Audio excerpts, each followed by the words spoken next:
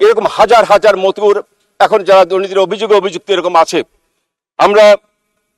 আমাদের ধারণা ছিল মাননীয় প্রধানমন্ত্রী স্বাধীনতার পর থেকে এই যাবৎকালের মধ্যে সবচেয়ে বেশি আমাদের সরকারি কর্মকর্তাদের মধ্যে সুযোগ সুবিধা দিয়েছেন, দফায় দফায় বেতন বৃদ্ধি ভাতা বৃদ্ধি করা হয়েছে, কিন্তু তারপরে দুর্নীতি আমাদের কমানো সম্ভব হয় নাই।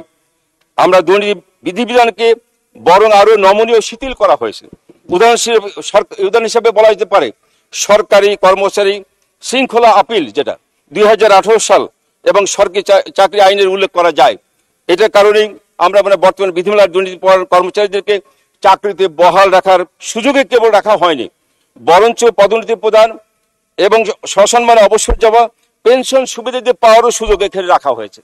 এমনকি বিধিমালায় দুর্নীতির পুনরাবৃত্তি অর্থাৎ একাধিকবার দুর্নীতি করার সুযোগ রাখা হয়েছে। মাননীয় সদস্য 2 মিনিট। জি।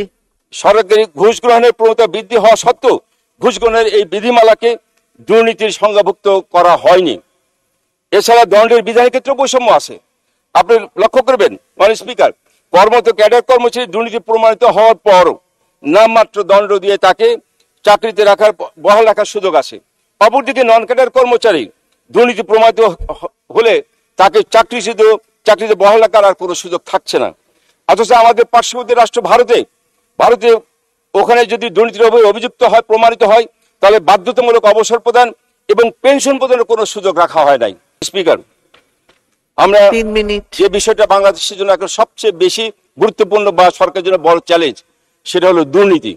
দুর্নীতিটাই আমাদের সরকারের সমস্ত অর্জন ম্লান করে দিচ্ছে।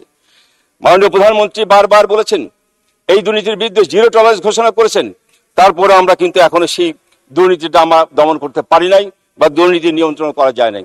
আজকে যখন বাজারে অস্থিতিশীল দেখা যায়, বাজারে আমরা দেখি যে বাজারের দ্রব্যমূল্য বৃদ্ধি পায়, বাজার নিয়ন্ত্রণ করা খুব কঠিন হয়।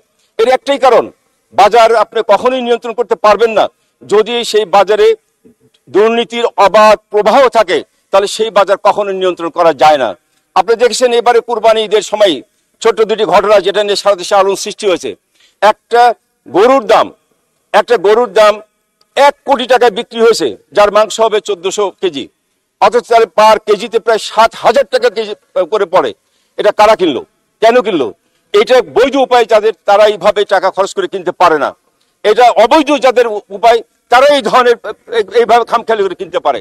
একটা ছাগলের মূল্য মাত্র যেটা হয়তো 120 কেজি হবে, যাকে 15 লক্ষ টাকা দিয়ে ছাগল কিনছে, এটা কারা করতে পারে? যাদের অবৈধ আয় আছে তারাই করতে পারে। বৈধ আয় কখনো এইভাবে টাকা পানিতে ফেলতে পারে না। বাজার নিয়ন্ত্রণ করতে হলে দুর্নীতিটাকে আগে বন্ধ করা উচিত।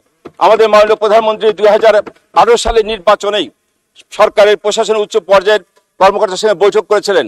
সেখানে মাননীয় প্রধানমন্ত্রী কিন্তু পরিষ্কারভাবে বলেছিলেন যে আমরা দুর্নীতিকে বরদাস্ত করব না।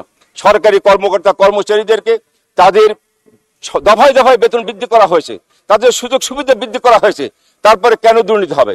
আজকে যখন দুর্নীতির কথা ওঠে, প্রথম দিয়েই সকলের দিকে আঙ্গুল তুলে তাকায় রাজনীতিবিদদের দিকে, যে রাজনীতিবিদরা দুর্নীতির সঙ্গে জড়িত। এটাই আমাদের দেশে প্রচলন আছে। অথচ রাজনীতিবিদ যারা এখানে সংসদ সদস্য আছেন, মানে স্পিকার, একমাত্র মন্ত্রী ছাড়া আর কোনো সংসদ সদস্যদের কোনো এক্সিকিউটিভ পাওয়ারই নাই, তাদের সিক্রেটারি অথরিটি নাই, তারা কিভাবে দুর্নীতি করবে? দুর্নীতি হয়তো সরকারের ডেভেলপমেন্ট এবং প্রকিউরমেন্ট ওয়ার্কে, তো সেখানে একজন রাজনীতিবিদের সুযোগ কোথায় দুর্নীতি করার, যদি সরকারি কর্মকর্তারা তার সঙ্গে জড়িত না থাকে?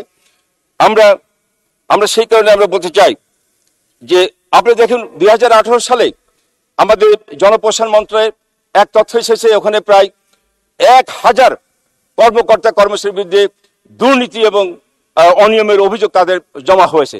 কি পরিমাণ এটা তো অভিযোগ জমা হয়েছে,